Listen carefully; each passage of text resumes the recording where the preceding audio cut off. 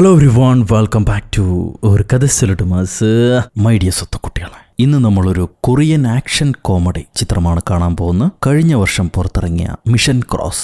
കൊറിയയിലെ top star ആയിട്ടുള്ള hung ചങ് അഭിനയിച്ച സിനിമയാണിത്. നമ്മൾ ഇദ്ദേഹത്തെ മറ്റ് പല ആക്ഷൻ സിനിമകളും കണ്ടിട്ടുണ്ട്. പെറ്റീറാനിലൊക്കെ അഭിനയിച്ച ആളാണ്. അപ്പൊ അങ്ങേരുടെ ഒരു ഫുൾ ആക്ഷൻ എന്റർടൈൻമെന്റ് മൂവിയാണ് നമ്മൾ ഇന്ന് കാണാൻ പോകുന്നത്. ഒരു പോലീസുകാരിക്ക് ഒരു ഭർത്താവുണ്ട്, വളരെ പഞ്ചപാവമായ ഒരു ഭർത്താവ്. എന്നാൽ അവൾ അറിയാത്തൊരു രഹസ്യം ആ ഭർത്താവിലുണ്ടായിരുന്നു. അവന്റെ പഴയകാല ചരിത്രം അതെന്താണെന്ന് അവൾക്കറിയില്ലായിരുന്നു. അതറിയുന്ന നിമിഷം, ആ നിമിഷത്തിലേക്ക് വരാൻ മറ്റു ചില സംഭവങ്ങളൊക്കെ ഉണ്ട്. അത് കഴിഞ്ഞ് അതറിയുന്ന നിമിഷം അവൾ ഞെട്ടിപ്പോകുന്നു. അമ്മ കൂടുതലും ഞാൻ വിശദമായി പറയുന്നില്ല, കഥയിലെ സസ്പെൻസ് പോവും. അതുകൊണ്ട് സിനിമയുടെ കഥകൾ ഇഷ്ടപ്പെടുന്ന നമ്മുടെ കൂട്ടുകാരെല്ലാവരും ചാനൽ സബ്സ്ക്രൈബ് ചെയ്തോളൂ. നമുക്കിപ്പോൾ ഈ കഥയിലേക്ക് കടക്കാം. ഈ സിനിമയുടെ തുടക്കത്തിൽ വീട് അലങ്കോലമായിട്ടിരിക്കുന്ന ഭാര്യ, അതെല്ലാം തുടച്ചു പിറക്കി വൃത്തിയാക്കുന്ന ഉത്തരവാദിത്തമുള്ളൊരു ഭർത്താവ്. അയാൾ ഭക്ഷണമൊക്കെ പാചകം ചെയ്തിട്ട് തന്റെ ഭാര്യയെ ചെന്ന് വിളിക്കും. ഹേയ് പൊണ്ടാട്ടി, സൗഖ്യമാ? ഭാര്യ അപ്പോഴും കണ്ണൊക്കെ പൊത്തി കൂർക്കം വലിച്ച് കിടന്നുറങ്ങാം. ഭാര്യ ഉറങ്ങാണല്ലോ, ഇത് തന്നെ പറ്റിയ തക്കെന്ന് പറഞ്ഞ് കെട്ടിയോൻ പമ്മി പോയി ഭാര്യയുടെ പേഴ്സിൽ നിന്നും കുറച്ചധികം പണം അടിച്ചു മാറ്റി മെല്ലെ അവിടുന്ന് എസ്കേപ്പ് ആവാൻ നോക്കുക. അപ്പോഴാണ് പെട്ടെന്ന് ഭാര്യയുടെ മൊബൈൽ റിങ് ചെയ്യുക. ഭാര്യ ഫോൺ എടുത്ത്, yes this is captain Kang Misong, major crime investigation. ഞാൻ ഓഫീസിലെത്തിയിട്ട് നിങ്ങൾക്ക് അപ്ഡേറ്റ് ചെയ്യാം. ഇത് പറഞ്ഞ് ഫോൺ വെച്ചതിന് ശേഷം ഭാര്യ ചോദിക്കും, ആ അടിച്ചു മാറ്റിയ പണം കൊണ്ട് നിങ്ങൾ എന്താ ചെയ്യാൻ പോണേന്ന്. പാർക്ക് ഞെട്ടിപ്പോയി. ഇവൾ ഉറങ്ങിയില്ലായിരുന്നു. മെല്ലെ തിരിച്ച് എന്ന് ഭാര്യയോട് പറയും, നമുക്ക് ടൂറ് പോകാൻ വേണ്ടി ഒരുപാട് പണം വേണമല്ലോ, അതുകൊണ്ട് കുറച്ച് പണമായിട്ട് ഞാൻ ചേർത്ത് വയ്ക്കാറുണ്ട്. അപ്പോൾ ഭാര്യ അതിൽ നിന്നൊരു 20,000 വോൺ മാത്രം എടുത്തിട്ട് ബാക്കി തിരിച്ച് ഉള്ള ഭാഗത്ത് തന്നെ വെച്ചിട്ട് പോകാൻ പറയും. ഹീറോ അത് പഴയതുപോലെ തന്നെ വെച്ച് കുറച്ച് പണം മാത്രം എടുത്തിട്ട് അവിടെ നിന്ന് ഇറങ്ങി പോവാം. അത് കഴിഞ്ഞാണ് ഭാര്യ എഴുന്നേക്കുന്നത്. ഇതാണ് ഭാര്യ. കുറച്ച് പ്രായമൊക്കെ ആയിട്ടുണ്ട്, പ്രായമായ ഭാര്യ. ഭർത്താവിനും പ്രായമല്ലോ, അതുകൊണ്ട് സമമായിട്ട് പോവും. കുട്ടികളൊന്നുമില്ല. ഇപ്പൊ ഹീറോയിന്റെ മനസ്സിലെ ചിന്ത, ഒരു പോലീസുകാരിയായ എന്റെ കയ്യിൽ നിന്ന് തന്നെ പണം അടിച്ചു മാറ്റാൻ നോക്കുന്ന എന്റെ ഭർത്താവ്, ഇയാളെ പിടിച്ച് ജയിലിടാനും പറ്റില്ല. സ്വന്തം ഭർത്താവായി പോയി. എന്തായാലും ഇയാളെ കിട്ടിയത് എനിക്കൊരു ലോട്ടറി ടിക്കറ്റ് തന്നെയാണ്. എന്റെ കുറവുകളെല്ലാം ഇങ്ങനൊരു മണ്ടൻ നികത്താനുണ്ട് എന്നവൾ മനസ്സിൽ വിചാരിക്കുന്നു. ഒപ്പം കക്കൂസിൽ നിന്നും നല്ല മണം പരത്തിയിട്ടാണ് വന്നിരിക്കുന്നത്. ഹീറോ ഡോറ് കൊണ്ട് കാറ്റടിച്ച് ആ മണം എല്ലാം പുറത്തേക്ക് കളയുക. അത് കഴിഞ്ഞ് ഭക്ഷണം വിളമ്പി ഭാര്യയ്ക്ക് കുറെ മരുന്നൊക്കെ കൊടുത്ത് ആ ഭക്ഷണവും തീറ്റിപ്പിച്ച് ഒപ്പം മാറാനുള്ള തുണികളും കൊടുത്ത് സ്റ്റേഷനിലേക്ക് പറഞ്ഞു വിടുന്നു. ഒരുപാട് സ്നേഹമുള്ള ഉത്തരവാദിത്തമുള്ള വീട്ടുഗൃഹസ്ഥൻ. ഭാര്യയെ ഓഫീസിലേക്ക് പറഞ്ഞു വിട്ടതിന് ശേഷം ചേട്ടന് സ്കൂൾ കുട്ടികളെ വാനിൽ കൊണ്ടുപോയി ഡ്രോപ്പ് ചെയ്യുകയും തിരിച്ചു കൊണ്ടുവന്ന് വീട്ടിൽ വിടുകയും ചെയ്യും. അതാണ് അണ്ണന്റെ ജോലി. അങ്ങനെ കുട്ടികളെ സ്കൂളിൽ നിന്ന് പിക്കപ്പ് ചെയ്ത് ഓരോരുത്തരായി ഡ്രോപ്പ് ചെയ്യുന്ന സമയം ഹങ്ങിയോ എന്ന് പറഞ്ഞ ഒരു പയ്യൻ, ഒരു കൊച്ചു പയ്യന്റെ അമ്മ മാത്രം സമയത്തിന് എത്തിയിട്ടില്ല. അരമണിക്കൂർ വൈകിയേ വരുള്ളൂ. സോ ഇവർക്ക് കാത്തിരിക്കണം കുഞ്ഞിനെ വിടാൻ. ആ കാത്തിരിക്കുന്ന സമയത്ത് ആയ പറയും, നമുക്ക് കണ്ണുപൊത്തി കളിച്ചാലോ എന്ന്. പക്ഷെ ഈ കുഞ്ഞിന് കണ്ണുപൊത്തി കളി ഇഷ്ടമല്ല. കാർ കൊണ്ട് നമുക്ക് വീലിംഗ് ചെയ്ത് കളിച്ചാലോ, മാമൻ എനിക്ക് വേണ്ടി വീലിംഗ് ചെയ്യുമെന്ന് അവൻ ഹീറോയോട് ചോദിക്കും. ആയ ഓക്കെ പറയുകയാണെങ്കിൽ ഞാൻ ചെയ്യാന്ന് പറയുമ്പോൾ, ആയ എന്നാ ആയിക്കോട്ടെ, നമുക്ക് കുറച്ചേരം വീൽ ചെയ്ത് കളിക്കാന്ന് പറഞ്ഞ് സീറ്റ് ബെൽറ്റ് ഇട്ട് പൊത്തി പിടിച്ചിരിക്കുക. വണ്ടി ഗ്രൗണ്ടിൽ കിടന്ന് വട്ടം കറങ്ങുന്നുണ്ട്. കുഞ്ഞിന് ഭയങ്കര ഇഷ്ടമായി, ആയയ്ക്ക് ഭയങ്കര ഛർദിയായി. എന്തായാലും ഈ കളികളൊക്കെ കഴിയുമ്പോഴേക്കും കുഞ്ഞിന്റെ അമ്മ എത്തിക്കഴിഞ്ഞു. കുഞ്ഞിനെ അമ്മയെ ഏൽപ്പിച്ചിട്ട് ഇവരവിടെ നിന്ന് പുറപ്പെടുന്നു. ഈ സമയത്ത് ഹീറോയിൻ പോലീസ് സ്റ്റേഷനിൽ അവർക്ക് പുതുതായി ചില്ലറ മയക്കുമരുന്ന് കടത്തുകാരെ കിട്ടിയിട്ടുണ്ട്. എന്നാൽ ഇതിന്റെയൊക്കെ സ്രോതസ് വരുന്ന വലിയ പുള്ളിയെ കയ്യിൽ കിട്ടിയിട്ടില്ല. ഹീറോയിന്റെ കൂടെ ഒരു 3 പോലീസുകാരുണ്ട് അസിസ്റ്റൻസ് ആയിട്ട്. ഇവര് പിടിക്കാൻ പോകുന്നവൻ വലിയ ക്രൊക്കഡൈലാ. അവനെ സൂക്ഷിച്ചു പിടിച്ചില്ലെങ്കിൽ ചങ്കി കടിച്ച് മിഴുങ്ങുമെന്ന് പറഞ്ഞ് ഒരു പോലീസുകാരനെ പേടിപ്പിക്കുന്നു. ഇപ്പൊ ഹീറോയിൻ ഈ ഇൻവെസ്റ്റിഗേഷനെ കുറിച്ച് ബാക്കിയുള്ള പോലീസുകാരോട് പറഞ്ഞു കൊടുക്കുക. ഇവരെങ്ങനെയാണ് ഡ്രഗ് കച്ചവടം ചെയ്യണമെന്ന് വെച്ചാൽ വളരെ രഹസ്യമായി പ്ലാനിങ്ങോടെയാണ്. ഒരു used car, second hand car വിൽക്കുന്ന ആളാണ് ഈ ഡ്രഗ് സെയിൽ ചെയ്യുന്നത്. അയാൾ ഏതാണ് ദിവസം, ഏതാണ് സമയം എന്നുള്ളത് കാറിന്റെ നമ്പർ പ്ലേറ്റ് പോലെ പരസ്യത്തിനിടും. ഈ പരസ്യം കണ്ട് റീറ്റെയിൽ ആൾക്കാർ മനസ്സിലാക്കി വലിയ കച്ചവടക്കാരനെ കോൺടാക്ട് ചെയ്യും. മെറ്റീരിയൽ കളക്ട് ചെയ്ത് റീറ്റെയിലായിട്ട് സെല് ചെയ്യും. അടുത്ത മെസ്സേജ് എപ്പോഴാണോ വരുന്നത് അതനുസരിച്ച് വേണം നമുക്കിനി ആളെ പിടിക്കാൻ. ഇതാണ് പോലീസുകാരുടെ പ്ലാൻ. അവര് പിടിച്ച ഒരു ചെറിയ കച്ചവടക്കാരന്റെ മൊബൈൽ ഇവര് ക്ലോൺ ചെയ്ത് വെച്ചിട്ടുണ്ട്, കോപ്പി എടുത്ത് വെച്ചിട്ടുണ്ട്. അതിലേക്ക് വരുന്ന മെസ്സേജ് ഇവർക്കും കാണാം. അപ്പൊ പുതിയൊരു കാറ് കച്ചവടത്തിന്റെ മെസ്സേജ് വന്നിരിക്കുന്നു. ഡേറ്റും സമയവും ഉണ്ട്. ഈ ചെറിയ കച്ചവടക്കാരൻ ഡേറ്റും സമയം കണ്ട ഉടനെ ആ സെക്കൻഡ് ഹാൻഡ് കാർ ഷോറൂമിലേക്ക് പോവുകയാണ് മെറ്റീരിയൽ കളക്ട് ചെയ്യാൻ. ഇതേ സമയത്ത് ഹീറോയിനും ടീമും ആ സെക്കൻഡ് ഹാൻഡ് ഷോറൂമിലേക്ക് പുറപ്പെടും അവരുടെ സ്റ്റേഷനിൽ നിന്ന്. ഈ ഷോറൂം ഓണറാണ് യഥാർത്ഥ വലിയ തിമിംഗലം എന്ന് ഇവർക്കറിയാം. പക്ഷെ അവനെതിരെ തെളിവൊന്നുമില്ല. വളരെ പ്രീ പ്ലാൻഡ് ആയിട്ടാണ് അയാൾ കച്ചവടം ചെയ്യുന്നത്. ഇവർക്ക് തെളിവ് കിട്ടുന്നേ ഇല്ല. ഇപ്രാവശ്യം രണ്ടും കൽപ്പിച്ച് ഹീറോയിൻ ടീമുമായിട്ട് വന്നിരിക്കുക. അവളുടെ കയ്യിലൊരു ഇലക്ട്രിക്കൽ വെപ്പണുണ്ട്. അതുകൊണ്ട് ഷോക്ക് അടിപ്പിച്ചാണ് അവൾ ആൾക്കാരെ വീഴ്ത്തുക. അടിപൊളി ഫൈറ്റാ. നമ്മുടെ ആൾക്കാർ കണ്ടുപിടിക്കണം. റൗഡികളെല്ലാം ഇടിച്ചു തെറിപ്പിച്ച് ഈ മെയിൻ ലോഡിന്റെ അടുത്തേക്ക് വിളിച്ചെല്ലും. അപ്പൊ അയാൾ ചോദിക്കുക, ആരോട് ചോദിച്ചിട്ട് എന്റെ ഓഫീസിലേക്ക് കയറി വന്ന് നിങ്ങളെ കയ്യിൽ വല്ല തെളിവുണ്ടാവും? ഹീറോയും പറയും, ഒരു കാറ് കച്ചവടത്തിന്റെ പരസ്യം കണ്ട് ഞങ്ങളത് വാങ്ങിക്കാൻ വേണ്ടി വന്നാ, നമുക്ക് ഡീല് സംസാരിച്ചാലോ? ഇങ്ങനെ സംസാരിച്ചുകൊണ്ട് ഇവൾ ആ ഓഫീസിന് ചുറ്റും നടന്ന് പരിശോധിക്കുക. അപ്പൊ വേസ്റ്റ് ബാസ്ക്കറ്റിൽ ഒരു പേപ്പർ കത്തിച്ച് കളഞ്ഞതിന്റെ അവശിഷ്ടം കാണാം. അവിടെ തന്നെ ടേബിളിലായിട്ട് ചെറിയ നോട്ട്സ് എഴുതുന്ന പേപ്പറുണ്ട്. അതിലാരും കാണാതെ ഇവള് തൊട്ടു നോക്കും. റീസെന്റ്ലി എന്തോ എഴുതിയിട്ടുണ്ട്. ആ പേപ്പർ ചീന്തിയിട്ടാണ് കത്തിച്ചു കളഞ്ഞത്. എന്നാൽ ആ പേപ്പറിൽ എഴുതിയതിന്റെ അടയാളം താഴത്തെ പേപ്പറിലുണ്ടാവുമല്ലോ. ഇവളൊരു പെൻസിലെടുത്ത് താഴത്തെ പേപ്പറിന് ഷെയ്ഡ് ചെയ്യും. അപ്പൊ അതിലൊരു നമ്പർ കിട്ടുന്നുണ്ട്. ഈ ലോഡ് കാണാതെ ഇവൾ ആ പേപ്പർ മടക്കി കൂടുള്ള പോലീസുകാരൻ്റെ അടുത്ത് കൊടുത്ത് ആ കാർ ചെക്ക് ചെയ്യാൻ പറയാം. ഇവര് മനസ്സിലാക്കി എന്നുള്ളത് വില്ലന്മാർ അറിഞ്ഞു കഴിഞ്ഞാൽ അവർ അലേർട്ടായി ആ കാർ മാറ്റില്ലേ. ഇവിടെ ഷോറൂമിലാണെങ്കിൽ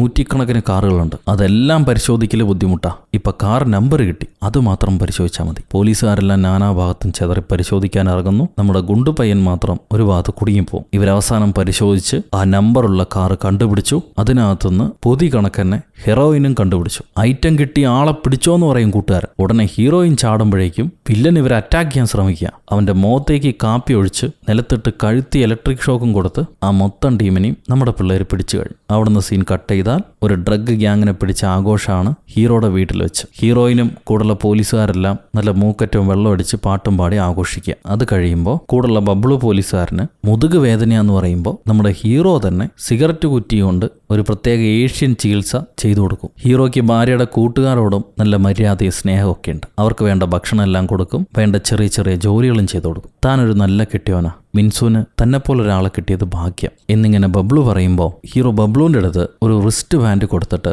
ഇത് നിങ്ങൾ എൻ്റെ ഭാര്യയ്ക്ക് കൊടുക്കോ? ഞാൻ കൊടുത്ത അവൾ വാങ്ങിക്കില്ല, അവൾക്ക് ഈഗോയാ, എനിക്കതിൻ്റെ ആവശ്യമില്ലെന്ന് അവൾ പറയും. റൗഡികൾ ഇടിച്ചിടിച്ച് അവളുടെ കയ്യിൽ സ്പ്രെയിൻ വന്നിട്ടുണ്ട്. റിസ്റ്റ് ബാൻഡ് കെട്ടുന്നത് നല്ലതാ, ഞാൻ പറഞ്ഞ അവൾ കേൾക്കില്ല. നിങ്ങൾ വാങ്ങിച്ചാന്ന് പറഞ്ഞിട്ട് കൊടുക്കോ?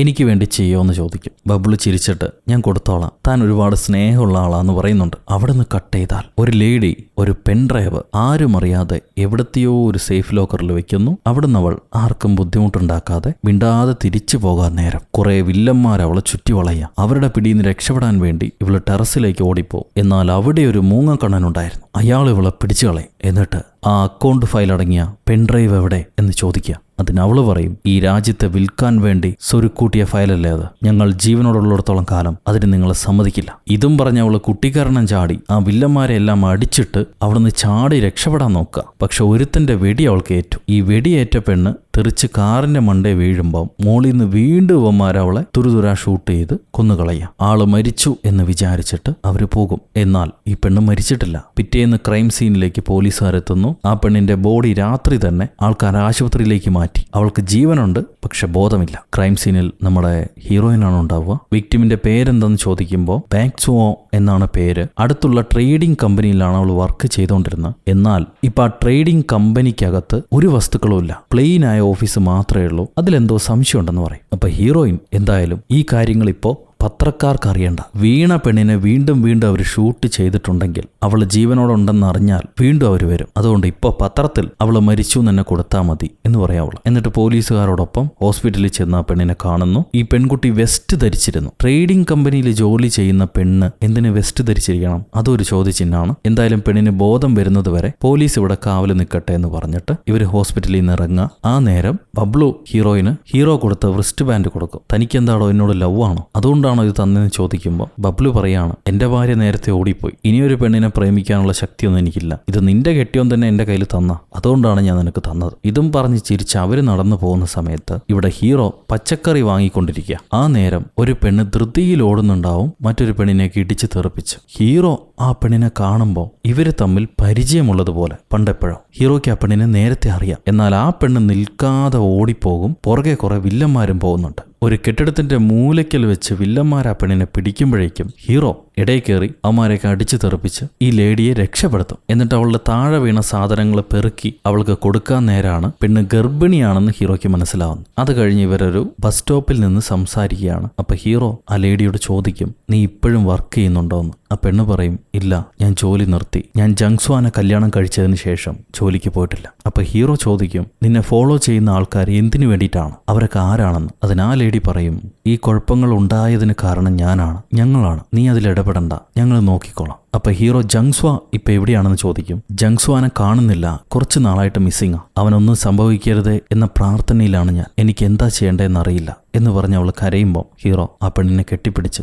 സമാധാനിപ്പിക്കും. ഞാനിതൊന്നും തന്നോട് പറയാൻ പാടില്ലായിരുന്നു, നീ ഇപ്പൊ എക്സ്കോണല്ലേ, ഞാൻ പറഞ്ഞെല്ലാം മറന്നേക്ക്, സമാധാനമായിട്ട് ജീവിക്കുന്നും പറഞ്ഞ് ആ പെണ്ണ് അവിടെ നിന്ന് പോയിക്കളയും. ഈ സീൻ അങ്ങനെ കഴിയുമ്പോൾ നമ്മൾ പ്രതീക്ഷിക്കാത്തൊരു സംഭവം നടക്കുന്നുണ്ട്. ഹീറോയും ആ പഴയ പരിചയമുള്ള പെണ്ണും തമ്മിൽ കണ്ടുമുട്ടിയത് നമ്മുടെ ഹീറോയിന്റെ അസിസ്റ്റന്റ് പോലീസുകാരില്ലേ, അവന്മാര് കണ്ടു. എന്റെ പൊന്നെ, ബോസിന്റെ കെട്ടിയവൻ അവിഹിതം, ഇതെങ്ങനെ ബോസിനോട് നമുക്ക് പറയാൻ പറ്റും, എന്താ ചെയ്യണ്ടേ എന്ന് ആലോചിച്ചിട്ട് ഇവര് നേരെ ചെന്ന് ബബ്ലുവിനെ പിടിച്ചോണ്ട് വന്ന്, ബബ്ലു, താൻ ഓൾറെഡി ഒരു ചീറ്റിംഗ് കേസിൽപ്പെട്ട് ഡിവോഴ്സ് ആയ ആളാ, അതുകൊണ്ട് ഈ കാര്യം നിങ്ങളോട് സംസാരിക്കുന്നതാണ് ശരി. നമ്മുടെ ബോസിന്റെ കെട്ടിയോനല്ലേ പാർക്ക്, അയാൾക്കൊരു അവിഹിതമുണ്ട്, ഞങ്ങളിത് കണ്ണുകൊണ്ട് കണ്ടു. എന്താ സംഭവിച്ചതെന്നറിയോ? ഇവർ ആ ബസ് സ്റ്റോപ്പിൽ കണ്ട കാര്യം ഇവർക്ക് തോന്നിയ ഡയലോഗിൽ പറയും. അതേ സീൻ ബബ്ലുവിന് വിവരിച്ചു കൊടുക്കുക. അവിടെ ഹീറോ പറഞ്ഞ ഡയലോഗ് വേറെ, എന്നാൽ ഇവര് പറയുന്നത്, നിന്നെ ഒരു നിമിഷം പോലും എനിക്ക് പിരിഞ്ഞിരിക്കാൻ കഴിയില്ല, എന്റെ ഭാര്യ അറിഞ്ഞാലും എന്റെ കുടുംബം അറിഞ്ഞാലും നിന്റെ കെട്ടിയോൻ അറിഞ്ഞാലും എനിക്കത് വിഷയമല്ല, നമ്മളെ പിരിക്കാൻ ഈ ഭൂമിയിൽ ഒരു ശക്തിക്കും സാധ്യമല്ല. അപ്പൊ ആ പെണ്ണ് പറയും, ഇല്ല ഇല്ല, ഇതൊന്നും നടക്കില്ല,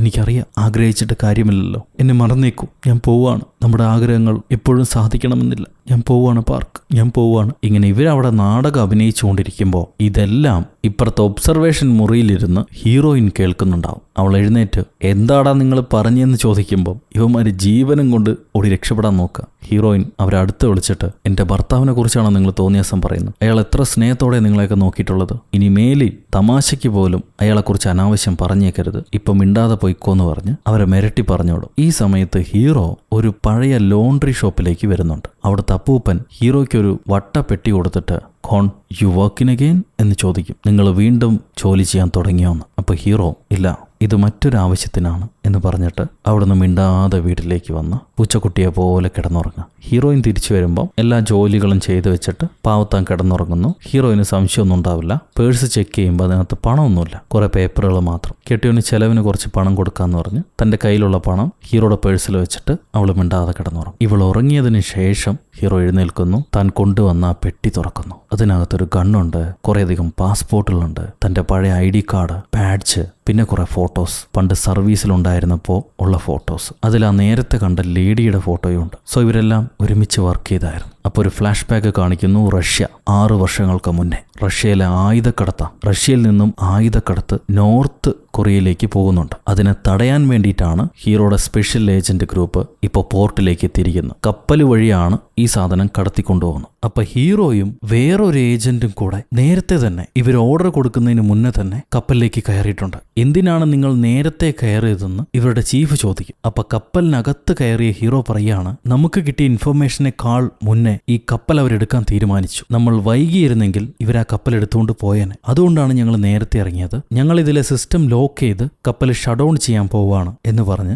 ഹീറോയും കൂടുള്ള ഏജന്റും കൂടെ കപ്പലിനകത്തുള്ള തീവ്രവാദികളെല്ലാം ഷൂട്ട് ചെയ്ത് അതിന്റെ എഞ്ചിൻ റൂമിലേക്ക് വന്ന് ഈ കപ്പൽ ഷട്ട് ഡൗൺ ചെയ്യാനുള്ള എക്യുപ്മെന്റ് അതിൽ പിടിപ്പിക്കുകയാണ്. അപ്പോഴാണ് കപ്പലിലെ മാപ്പ് കണ്ടിട്ട് കൂടുള്ള ഏജന്റ് പറയാ, സർ, ഈ കപ്പൽ നോർത്ത് കൊറിയയിലേക്ക് പോകുന്നുണ്ടെന്നാണ് നമുക്ക് ഇൻഫർമേഷൻ കിട്ടിയത്. എന്നാൽ ഈ മാപ്പിൽ സൗത്ത് കൊറിയയിലേക്ക് പോകുന്നതായിട്ടാണ് കാണിക്കുന്നത്. ഹീറോ പറയും, അതൊന്നും നോക്കി നിൽക്കാനുള്ള സമയമില്ല, നീ വേഗം സെറ്റ് ചെയ്തിട്ട് പുറത്തേക്ക് ഇറങ്ങിക്കോ. ഇവരതിലെ ലോക്ക് സെറ്റ് ചെയ്ത ഉടനെ കപ്പലിലെ ലൈറ്റ് എല്ലാം ഓഫായി. ഇവര് പുറത്ത് കടക്കുമ്പോഴേക്കും കപ്പലിൽ ബാക്കിയുള്ള തീവ്രവാദികൾ ഇവരകത്ത് കയറിയത് മനസ്സിലാക്കിയിട്ട് ഇവർ അറ്റാക്ക് ചെയ്യാൻ വേണ്ടി ഓടി വരിക. സോ ഹീറോയ്ക്കും കൂടുള്ള ആൾക്കും പുറത്തു പോകാനുള്ള വഴി അറിയില്ല. ഇവര് വന്ന വഴി ലോക്കായി. വയർലെസ് മുഖാന്തരം ഇവരെ ടീമിലെ ലേഡി സ്റ്റാഫ് അല്ലേ, അവരെ വിളിച്ച് ഹീറോ ചോദിക്കുകയാണ് വഴി ഏതാണെന്ന്. ഇനി പുറത്തേക്ക് പോകാൻ ഒരു വഴിയേ ഉള്ളൂ. ആ വഴി ഏതാണെന്ന് മനസ്സിലാക്കി ഹീറോ ആ വഴിയിലൂടെ ഓടി രക്ഷപ്പെടാൻ നോക്കാണ്. പക്ഷെ കവാടത്തിൽ എത്തുന്നതിന് മുന്നേ തന്നെ തീവ്രവാദികളുടെ പിടിയിലായി ഹീറോയുടെ കൂട്ടുകാരനും ഹീറോയും. രണ്ടുപേരെയും അവരടിച്ചു പിഴിഞ്ഞൊരവസ്ഥയിലാക്കിയിരിക്കുക. എന്നിട്ട് കപ്പലിന്റെ ലോക്ക് എന്താണെന്ന് ചോദിക്കുന്നുണ്ട്. ഹീറോ പറയില്ല.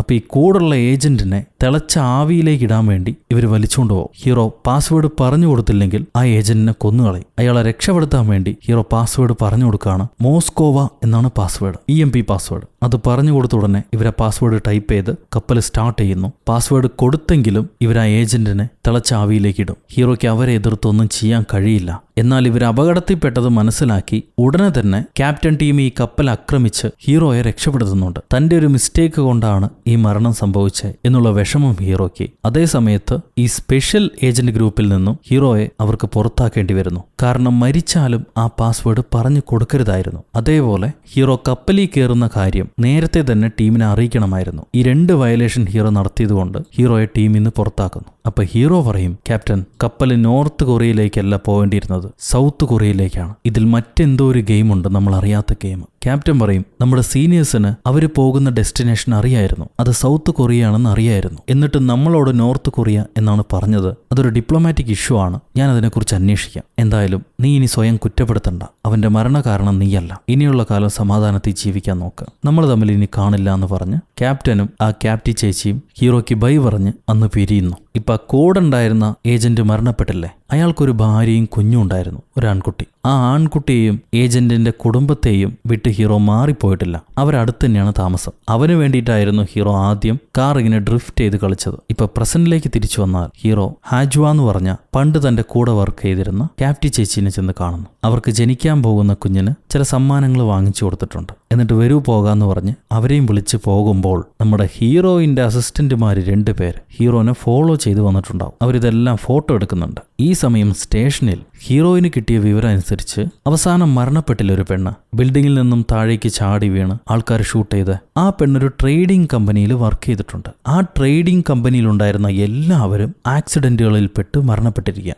അതിലെ മാനേജർ മാത്രം മിസ്സിംഗ് ആണ്. എന്തുകൊണ്ട് ഇങ്ങനെ സംഭവിച്ചിരിക്കുന്നു എന്നറിയാതെ കൺഫ്യൂഷൻ അടിച്ചിരിക്കുകയാണ് നമ്മുടെ ഹീറോയിൻ ചേച്ചി. ആ സമയത്ത് അവര് ബബ്ലുവിനോടൊരു കാര്യം പറയുന്നുണ്ട്. എന്റെ ഭർത്താവ് കുറച്ചു നാളായിട്ട് വിയേഡായി പെരുമാറുന്നു, തനിച്ച് മാറിയിരിക്കുന്നുണ്ട്, വിഷമിച്ചിരിക്കുന്നുണ്ട്, എന്താ കാര്യം മനസ്സിലാവുന്നില്ല. ഇത് ഇവള് പറഞ്ഞുകൊണ്ടിരിക്കുമ്പോഴാണ് ബബ്ലുവിന്റെ മൊബൈലിലേക്ക് ഏതൊരു മെസ്സേജ് വരുന്നു. അത് അവനെ ഒളിച്ചു പാത്ത് കൊണ്ടുപോകുമ്പോൾ, എന്താടാ അത്, എനിക്ക് കാണിച്ച, നീ എന്തോ എന്നിൽ നിന്നും മറയ്ക്കുന്നുണ്ടെന്ന് പറഞ്ഞ് ഹീറോയിൻ ആ മൊബൈൽ തട്ടിപ്പറിച്ച് നോക്കുമ്പോൾ തന്റെ കെട്ടിയോനും വേറെ ഒരു പെണ്ണുമായിട്ട് ബന്ധം. അതിന്റെ ഫോട്ടോസാണ് അയച്ചു കിട്ടിയിരിക്കുന്നത്. ഈ സമയത്ത് ഹീറോ ആ ഹാഞ്ച്വ എന്ന് പറഞ്ഞ ക്യാപ്റ്റിയുടെ വീട്ടിലേക്ക് പോകുന്നു. അത് ജങ്സാങ്, അതായത് ക്യാപ്റ്റൻ ആരും അറിയാതെ, തന്റെ ഡിപ്പാർട്ട്മെന്റുകാർക്ക് പോലും അറിയാതെ വാങ്ങിച്ചു വെച്ചിരുന്ന ഒരു വീടായിരുന്നു. അതിനകത്താണ് ഇപ്പോൾ ക്യാപ്റ്റി ഒളിച്ചു കഴിയുന്നത്. ഇവർക്ക് അതിനകത്തൊരു അണ്ടർഗ്രൗണ്ട് ഉണ്ട്. അവിടെയാണ് കോൺഫിഡൻഷ്യൽ ആയിട്ടുള്ള കാര്യങ്ങളെല്ലാം ഇവർ സൂക്ഷിച്ചു വെച്ചിരിക്കുന്നത്. ഒരു റിപ്പോർട്ട് എടുത്ത് ക്യാപ്റ്റി ഹീറോയ്ക്ക് കാണിച്ചു കൊടുക്കും. ഡിഫൻസ് ബഡ്ജറ്റിന്റെ ഒരു റിപ്പോർട്ടാണത്. അതിലെന്തോ തിരിമറിവ് നടന്നിട്ടുണ്ട്. അതുകൊണ്ടാണ് ഇവരെ ഗവൺമെന്റ് തന്നെ ഇവരെ ഇല്ലാതാക്കാൻ ശ്രമിക്കുന്നത്. ക്യാപ്റ്റനെ പിടിച്ചോണ്ട് പോയതും ഇവരെ ഗവൺമെന്റാ.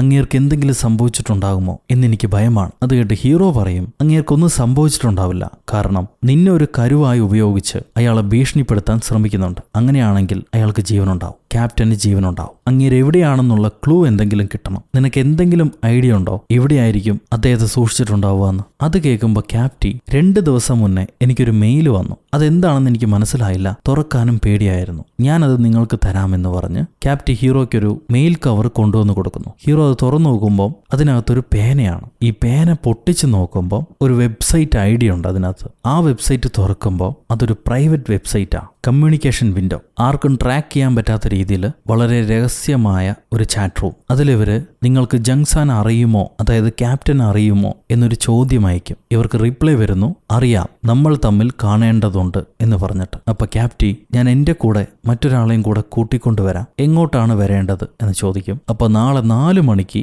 യൂഡോ ഹോട്ടലിലേക്ക് വരിക, 315 ആണ് റൂം നമ്പർ, അങ്ങോട്ട് വരൂ എന്നൊരു മെസ്സേജും കൂടെ ഇവർക്ക് ലഭിക്കും. ഈ നേരം ഹീറോയിൻ അസിസ്റ്റന്റുമാര് 2 പേരെയും പിടിച്ചു വെച്ചിരിക്കുക, എന്താടാ സംഭവം നടക്കണമെന്നറിയാൻ വേണ്ടി. ബബ്ലു പറയും, ഇതെല്ലാം എന്റെ ഐഡിയ ആയിരുന്നു, അങ്ങേരെ ഫോളോ ചെയ്ത് പോകാൻ പറഞ്ഞ് ഞാനാ, എന്നോട് ക്ഷമിക്കും. പിന്നെ ആണുങ്ങളുടെ അഫെയർ ഒരുപാട് നാളൊന്നും ഉണ്ടാവില്ല, കുറച്ച് നാള് ചുറ്റിക്കറങ്ങി കാപ്പിയൊക്കെ കുടിച്ച് 2 മുത്തൊക്കെ വെച്ച് കഴിയുമ്പോൾ തീരും, അങ്ങേര് തിരിച്ചു വരും, പേടിക്കണ്ട. ഇത് കേൾക്കുമ്പോൾ ഹീറോയിൻ ചൂടാവും. എന്നെ അങ്ങനെ ചീറ്റ് ചെയ്തിട്ട് ആരും ഇവിടെ ജീവിക്കണ്ട, ജയിച്ചു എന്ന് വിചാരിക്കണ്ട, ഞാനതിന് സമ്മതിക്കില്ല, എനിക്ക് സത്യം അറിയണം, എന്നിട്ട് എന്താ വേണ്ടതെന്നുള്ള തീരുമാനം ഞാൻ എടുത്തോളാം. അപ്പൊ കൂടുള്ള പോലീസുകാരൻ ചോദിക്കും, എന്നാ പിന്നെ നിങ്ങൾക്ക് നേരിട്ട് ഭർത്താവിനോട് ചോദിച്ചാൽ പോരെ, ഉള്ള കാര്യം പുള്ളി പറയുമല്ലോ. അപ്പൊ ബബ്ലു, നേരിട്ട് ചോദിച്ചിട്ടൊന്നും കാര്യമില്ല, ചിലപ്പോൾ ഇല്ല, ഞങ്ങൾ വെറുതെ കാണുന്നതാണെന്ന് പറഞ്ഞ് ചെയ്ത കുറ്റം മറച്ചു വെച്ചാലോ, നമുക്കത് കയ്യോടെ പിടിക്കണം, എവിഡൻസ് ഉണ്ടെങ്കിൽ മാത്രമേ അവരെ ട്രാപ്പിലാക്കാൻ പറ്റുള്ളൂ, അതിനെന്താണ് ചെയ്യേണ്ടതെന്ന് ആലോചിക്കുക. അപ്പൊ ഹീറോയിൻ, ഞാനൊരു പോലീസുകാരിയാ, എന്നോട് അവന്റെ കളി ഞാൻ കണ്ടുപിടിക്കും, തെളിവോടെ കയ്യോടെ ഞാൻ അവനെ പിടിക്കും, ഇപ്പൊ കാണിച്ചു തരാന്ന് പറഞ്ഞിട്ട് ഇവള് വീട്ടിൽ വന്ന്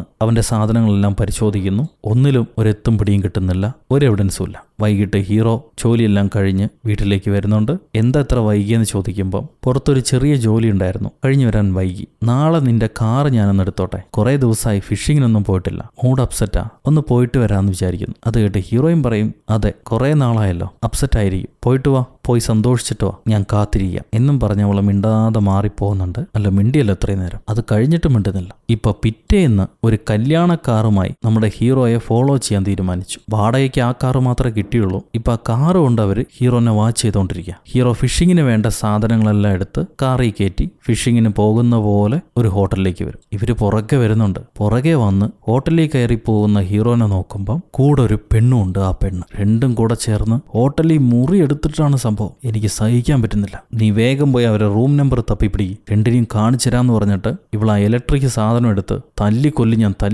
എന്ന് പറഞ്ഞിട്ട് പോവാ അവരെ റൂമിലേക്ക്. റൂം നമ്പർ കണ്ടുപിടിച്ചു. വേണ്ട അങ്ങനെയൊന്നും ചെയ്യില്ല എന്ന് പറഞ്ഞ് ബബ്ലു തടയുമ്പം ഇവള് ഫയറിന്റെ ക്യാൻ എടുത്തിട്ട് മണ്ടയടിച്ച് കൊല്ലാൻ വേണ്ടി പോവാ. അപ്പൊ ബബ്ലു പറയും, തെളിവില്ലാതെ നമ്മൾ എന്തെങ്കിലും ചെയ്ത് കഴിഞ്ഞാൽ പിന്നെ നമ്മളാകാകത്ത്, രണ്ടുപേരും കാര്യപരിപാടി സമയത്ത് ഒരു ഫോട്ടോ എടുത്ത് വെക്കാം, അപ്പൊ തെളിവായല്ലോ, എന്നിട്ട് കൊന്നോന്ന് പറഞ്ഞ് ഇവരൊരു ഡ്രോണ് പറപ്പിക്കുക ഹീറോയും ക്യാപ്റ്റിയും ഇരിക്കുന്ന മുറിയിലേക്ക്. ആ ഡ്രോണിലൂടെ ഇവര് രണ്ടുപേരും സംസാരിക്കുന്ന ഇവര് കാണുന്നുണ്ട്. അതിന് ബബ്ലു ഇമിറ്റേറ്റ് ചെയ്യും, ഈ ഒരു നിമിഷത്തിന് വേണ്ടിയാണ് ഞാൻ കാത്തിരുന്നത്, വരൂ പ്രിയെ, നമുക്ക് സംഗമിക്കാം. ഇങ്ങനെ അവരെ സംസാരം തർജ്ജമ ചെയ്തുകൊണ്ടിരിക്കുമ്പോൾ ഹീറോയിനൊരു കോള് വരുന്നു. ആ ഹോസ്പിറ്റലിൽ കിടക്കുന്ന പെണ്ണല്ലേ, വെടികൊണ്ട് വീണ പെണ്ണ്, അവളുടെ സഞ്ചാരം മറ്റൊരു CCTV ക്യാമറയിലൂടെ ഇവർക്ക് കിട്ടിയിട്ടുണ്ട് വേറെ ഒരു സ്ഥലത്ത്. ആ ഫൂട്ടേജിൽ ചില കുഴപ്പങ്ങളുണ്ട്, എത്രയും പെട്ടെന്ന് കൺട്രോൾ റൂമിലേക്ക് പോകണം, അത് പറഞ്ഞായിരിക്കും കോള്. ഇവിടെ കെട്ടിയോനെ വാച്ച് ചെയ്യുന്ന പണി പാതിയിലിട്ടിട്ട് പോണ്ടേ, അതുകൊണ്ട് ഇവര് കെട്ടിയോന്റെ കാറിന് മുന്നിലായി ഇവര് കൊണ്ടുവന്ന കാറ് നിർത്തിയിട്ട് അവിടുന്ന് കൺട്രോൾ റൂമിലേക്ക് പോവാം. ഈ സമയത്ത് ക്യാപ്റ്റിക്ക് ഒരു കോള് വരുന്നു. കോളിലൊരു മനുഷ്യൻ, നിങ്ങൾക്ക് ജനിക്കാൻ പോകുന്ന കുഞ്ഞിന്റെ പേരെന്തായിരുന്നു നിശ്ചയിച്ചത് എന്ന് ചോദിക്കും. ക്യാപ്റ്റി പറയും, പാർക്ക് ഹ്യോൻജാങ്കോ, ഹീറോയുടെ പേരാണ് ആ കുഞ്ഞിനിടാൻ തീരുമാനിച്ചത്. അത് കേൾക്കുമ്പോൾ ഹീറോയ്ക്ക് കുറച്ച് സെന്റിമെന്റ് ആവും. എങ്കിൽ റൂം നമ്പർ 637 വരൂ എന്ന് അയാൾ പറയുന്നുണ്ട്, വിളിച്ചാൾ. സോ ഇവര് 637 പോകുന്നു. കണ്ണട വെച്ചൊരു മനുഷ്യൻ അവിടെയുണ്ട്. അയാൾ ഒരു വീഡിയോ കാണിച്ചു കൊടുക്കും അവർക്ക്. കഴിഞ്ഞ വർഷം ഗവൺമെന്റ് ഒരു ഡിഫൻസ് പ്രോജക്റ്റ് കൊണ്ടുവന്നു. അതൊരു റഷ്യൻ എയ്റോസ്പേസ് ടെക്നോളജിയാണ്, വലിയൊരു പ്രോജക്റ്റാ. എന്നാൽ റിയാലിറ്റിയിൽ അതൊരു ഫോൾസ് പ്രോജക്റ്റ് ആയിരുന്നു. ഗവൺമെന്റ് അങ്ങനത്തെ ഒരു പ്രോജക്റ്റ് അറിയിച്ചിട്ടേയില്ല. അത് പുറപ്പെടുവിച്ചത് ജനറൽ പാർക്കിന്റെ ഒരു മിലിറ്ററി കോൺട്രാക്ടിംഗ് ഇൻഡസ്ട്രിയാണ്. അതായത് ഒരു പ്രൈവറ്റ് മിലിറ്ററി യൂണിറ്റ്, വേണമെങ്കിൽ തീവ്രവാദി സംഘം എന്നും പറയാം. അവരെ എംപ്ലോയ് ഇതാണ്, പോലത്തെ ഒരു എംപ്ലോയ്. അവരാണ് ഈ ഇല്ലാത്ത പ്രോജക്റ്റിനെ കുറിച്ച് ലോകമെമ്പാടും അറിയിച്ചതും ഫണ്ട് സ്വരുക്കൂട്ടിയതും. ഈ എംപ്ലോയ് കാണുമ്പോൾ ഹീറോയ്ക്ക് മനസ്സിലാകും, പണ്ട് കപ്പലിലൂടെ ആയുധം കടത്താൻ ശ്രമിച്ച അതേ ടീമാണ് ഇവരെന്ന്. ഈ കന്നഡക്കാരൻ പറയാണ്, പണ്ട് കപ്പലിലൂടെ ആയുധം കടത്താൻ ശ്രമിച്ചല്ലേ, ആ കേസ് ക്യാപ്റ്റൻ അന്വേഷിച്ചിരുന്നു. അതിലൂടെയാണ് ഈ ഫ്രോഡ് പ്രൊജക്റ്റിനെ കുറിച്ച് മനസ്സിലാക്കിയത്. ഒരു പ്രൈവറ്റ് ടീം രൂപീകരിച്ച് ഈ ഫ്രോഡ് പ്രൊജക്റ്റിനെ കുറിച്ചുള്ള എല്ലാ ഡീറ്റെയിൽസും ക്യാപ്റ്റൻ ശേഖരിച്ചു. എന്നാൽ ആ തീവ്രവാദി സംഘടന ഈ ക്യാപ്റ്റന്റെ ടീമിനെ കുറിച്ച് മനസ്സിലാക്കി ടീമിലെ എല്ലാവരെയും കൊന്നുകളഞ്ഞു. ആ ടീം ഉണ്ടാക്കിയെടുത്ത ഈ തീവ്രവാദി സംഘടനയെക്കുറിച്ചും അവരുടെ ഫണ്ട് സ്വരുക്കൂട്ടലിനെ കുറിച്ചുള്ള ഒരു ഡാറ്റ ഫയലുണ്ട്. അതൊരു പെൻഡ്രൈവിലാക്കി ക്യാപ്റ്റൻ സൂക്ഷിച്ചിരുന്നു. ആ പെൻഡ്രൈവാണ് ആ പെണ്ണ് ക്യാപ്റ്റന് കൊണ്ടുവന്ന് കൊടുത്തത്. കൊടുത്തു കഴിഞ്ഞ പെണ്ണ് മരണപ്പെട്ടു. ഇപ്പൊ ക്യാപ്റ്റൻ ആ പെൻഡ്രൈവ് എവിടെ വെച്ചിട്ടുണ്ടെന്ന് അറിയില്ല. ക്യാപ്റ്റനെ ഡിഫൻസ് മിനിസ്ട്രി പിടിച്ചുകൊണ്ടുപോയി. അവരടുത്ത് ക്യാപ്റ്റൻ ജീവനോടെ ഉണ്ട്. ഈ തീവ്രവാദി സംഘടനയിൽപ്പെട്ട ആൾക്കാരും ഡിഫൻസ് മിനിസ്ട്രിയിലുണ്ട്. അതുകൊണ്ടാണ് ക്യാപ്റ്റനെ അവരവിടെ പിടിച്ചു വെച്ചിരിക്കുന്നത്. അങ്ങേര് എവിടെയാണെന്ന് മനസ്സിലാക്കി രക്ഷപ്പെടുത്തിയാൽ ഈ മുഴുവൻ ടീമിനെയും പിടിക്കാൻ പറ്റും. വേറെ ബോട്ട് എവിടെയാണെന്ന് മനസ്സിലാക്കണം. ഇവരിങ്ങനെ അവിടെ സംസാരിച്ചുകൊണ്ടിരിക്കുമ്പോൾ ഇവിടെ ഹീറോയിൻ CCTV വിഷ്വൽസ് കിട്ടിയെന്ന് പറഞ്ഞല്ലേ, അത് ചെക്ക് ചെയ്തുകൊണ്ടിരിക്കുക. അതിൽ ഈ പെണ്ണ് വെച്ചിട്ട് പോയ പെൻഡ്രൈവ് എടുക്കുന്ന ആള് ആ പെണ്ണ് വർക്ക് ചെയ്യുന്ന ട്രേഡിംഗ് കമ്പനിയിലെ മാനേജറാണ്. ആ കമ്പനി ശരിക്കും നമ്മുടെ ക്യാപ്റ്റൻ ഫേക്ക് ആയിട്ട് ഉണ്ടാക്കിയതാണ്. എന്നാലും പോലീസുകാർ ഇതെല്ലാം തമ്മിലുള്ള കണക്ഷൻ മനസ്സിലാക്കി വരുന്നു. ഈ നേരത്ത് ഹീറോ ആ കണ്ണട വെച്ച ആളോട് ക്യാപ്റ്റൻ ഇപ്പോ എവിടെയായിരിക്കുമെന്ന് നിങ്ങൾക്ക് അറിയുമെന്ന് ചോദിക്കും. ജനറൽ പാർക്ക് എന്ന് പറയുന്ന ആള് ക്യാപ്റ്റനെ ഇപ്പൊ ഒരു പ്രാന്താശുപത്രിയിലാണ് തടവിൽ വെച്ചിരിക്കുന്നത്. അതേതാ സ്ഥലമെന്ന് അയാൾ പറഞ്ഞു കൊടുക്കും. ഹീറോ പറയും, ക്യാപ്റ്റനെ രക്ഷപ്പെടുത്താൻ ഞാൻ തന്നെ നേരിട്ട് പോകാം, അതൊരു ഡേഞ്ചർ പ്ലേസാ. ക്യാപ്റ്റി പോവുകയാണെങ്കിൽ അത് അവർക്ക് ബുദ്ധിമുട്ടാകും. മാത്രല്ല അവർ ഗർഭിണിയും കൂടിയാണ്. നമുക്ക് നാളെ ചെന്ന് ആ സ്ഥലത്ത് നിരീക്ഷിക്കാം എന്ന് ഹീറോ പറയും. ഈ സമയം ഹീറോയിനും ബബ്ലുവും കൂടെ അവരെ കാർ എടുക്കാൻ തിരിച്ചു വന്നു. കാറിനകത്തൊരു ഡാഷ് ക്യാം ഉണ്ടായിരുന്നു. അതിൽ ഹീറോയും ആ പെണ്ണും കൂടെ ഇവരെ കല്യാണക്കാർ തള്ളി വെച്ചിട്ട് അവരെ കാർ എടുത്തിട്ട് പോകുന്നതായിട്ട് വിഷ്വൽസ് ഉണ്ട്. അതിൽ ഹീറോ ചിരിച്ചുകൊണ്ട് ആ പെണ്ണിനോട് സംസാരിക്കുന്ന കാണുമ്പോൾ ഹീറോയിന് പൊറുക്കില്ല. ആ പെണ്ണ് ആരാണെന്ന് കണ്ടുപിടിക്കണം. ആ പെണ്ണിന്റെ കൈരേഖ എടുത്തിട്ട് ഹീറോയിൻ സ്റ്റേഷനിൽ കൊടുത്ത് അത് ആരുടെ കൈരേഖയാണെന്ന് ചെക്ക് ചെയ്യാൻ പറയും. എന്നിട്ട് അവൾക്കൊരു ക്ലോൺ ഫോൺ കൂടെ വേണം കെട്ടിയോന്റെ നമ്പർ ഫോൺ ചെയ്ത് അയാൾ എവിടെയൊക്കെ പോകുന്നു, ആരോടൊക്കെ സംസാരിക്കുന്നു എന്നുള്ളത് മനസ്സിലാക്കണം. അതിനൊരു ക്ലോൺ ഫോൺ വേണമെന്ന് പറയും. പിന്നെന്താ, ഞാൻ ശരിയാക്കി തരാമെന്ന് പറഞ്ഞിട്ട് അസിസ്റ്റന്റ് ഒരു ക്ലോൺ ഫോൺ സെറ്റാക്കി കൊടുക്കുന്നുണ്ട്. അതെങ്ങനെയാ പ്രവർത്തിപ്പിക്കേണ്ടത് എന്നൊക്കെ പറഞ്ഞു കൊടുക്കും. അപ്പൊ അസിസ്റ്റന്റിന്റെ ഫോണിലെ അവന്റെ അമ്മയുടെ ഫോട്ടോ കണ്ടിട്ട് നിന്റെ അമ്മ നിന്നെപ്പോലെ തന്നെ ഉണ്ട്, അവരുടെ അതേ മുഖമാണ് നിനക്ക് കിട്ടിയിരിക്കണേന്ന് ഹീറോയിൻ അവനൊരു കോംപ്ലിമെന്റ് കൊടുക്കും. പാവം ചെക്കൻ അവൻ അപ്പോഴാണ് പറയുക അത് അവന്റെ അമ്മയല്ല, അവന്റെ കാമുകിയാണെന്ന്. കാലം മാറിപ്പോയില്ലേ. എന്തായാലും ക്ലോൺ ഫോൺ എങ്ങനെയാണ് ഉപയോഗിക്കേണ്ടതെന്ന് ഹീറോയിന് മനസ്സിലായി. അവള് വീട്ടിലെത്തിക്കഴിഞ്ഞ് ഭർത്താവ് ഉറങ്ങിയതിനു ശേഷം അവന്റെ ഫോൺ എടുത്ത്, ഐഫോണാണ്, കണ്ണ് തുറന്നാലേ ഓപ്പൺ ആവും, അതുകൊണ്ട് കണ്ണീ രണ്ടും സെല്ലോ ടേപ്പ് ഒട്ടിച്ച് ഒറ്റ സെക്കൻഡ് മാത്രം കണ്ണ് വലിച്ചു തുറന്ന് ആ ഫോൺ ഓണാക്കും.